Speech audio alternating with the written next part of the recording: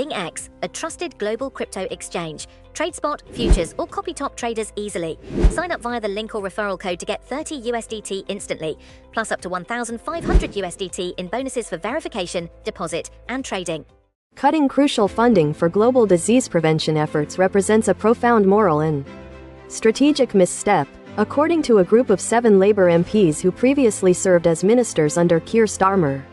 These lawmakers have penned a direct appeal to the Prime Minister, warning that an anticipated reduction in the United Kingdom's financial contribution to combating preventable diseases would be a grave error with far-reaching consequences.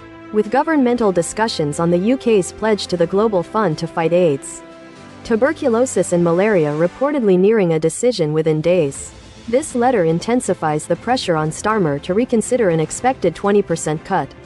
This potential decrease has already alarmed numerous other Labour parliamentarians, who view it as a damaging step backwards, particularly given the timing of its potential announcement on the sidelines of the upcoming G20 summit in South Africa, an event Starmer is scheduled to attend. A broader apprehension also exists regarding Starmer's perceived hesitancy to actively engage the UK in significant development projects.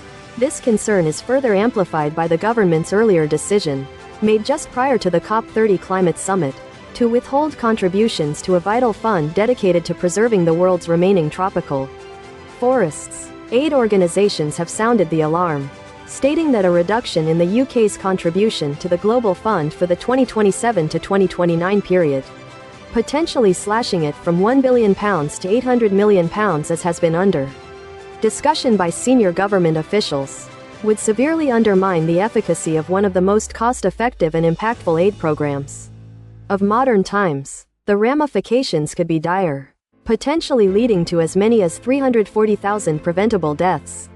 The letter itself remains a private communication to Prime Minister Starmer, with only 2 signatories, Gareth Thomas and Fleur Anderson, publicly acknowledging their involvement. All 7 MPs were junior ministers under Starmer's leadership before their departures during the September reshuffle. Gareth Thomas, who served as Minister for Africa under Gordon Brown and later as a business minister for Starmer, shared poignant first-hand accounts of the Global Fund's transformative work.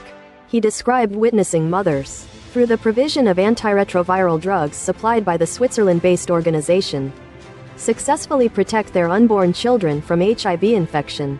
These were not mere abstract statistics, he emphasized, but tangible examples of healthy babies who would not have otherwise survived, raising the critical question of whether the nation possesses the resolve to continue such life-saving interventions. Thomas underscored the remarkable achievement of this enduring partnership since 2002, which has collectively saved 70 million lives and been instrumental in building resilient health systems across the globe. He presented a stark choice: to uphold the commitment and continue this vital work, or to withdraw from one of humanity's greatest health victories. The cost of such a retreat, he warned, would be devastating. A 20% reduction in Britain's pledge could result in nearly 6 million preventable infections, placing the most vulnerable populations, particularly children, at severe risk. This action, he asserted, would not only constitute a moral failure but also a significant strategic blunder.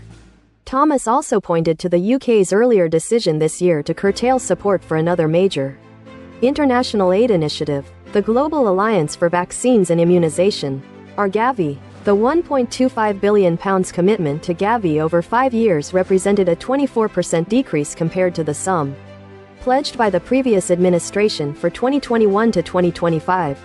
While this figure was somewhat higher than many in the aid sector had feared, following the government's broader decision to reduce foreign aid expenditure from 0.7% of national income to 0.5%, with projections of a further fall to 0.3% by 2027. Speculation had been rife that political pressure and media attention might have prompted an increase. The reduction in Gavi funding, Thomas characterized as a troubling signal of retreat, lamenting that the nation was moving in the wrong direction, precisely at a time when robust defense of international cooperation and multilateralism is most critically needed. He further elaborated, stating that the implications extend beyond health concerns.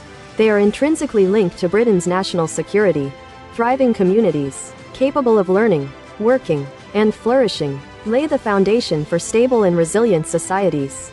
By effectively addressing disease in the poorest countries, the conditions that often fuel instability, displacement, and conflict are alleviated. Other Labour MPs have also raised particular concerns regarding the escalating risks associated with HIV and AIDS, especially in light of significant reductions in U.S. aid funding. Another private letter, signed by 43 backbenchers, has also been dispatched to Prime Minister Starmer on this urgent matter. Aid groups maintain that a reduction in UK financial support for the Global Fund could jeopardize years of hard-won progress in the fight against these devastating diseases.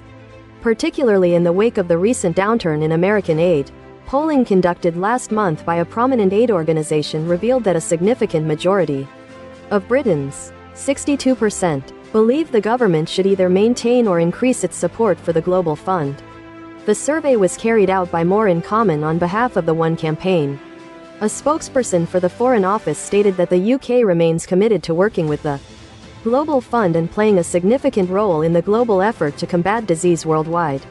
The statement highlighted the UK's contribution to saving 70 million lives and reducing the combined death rate from HIV, TB, and malaria by 63%.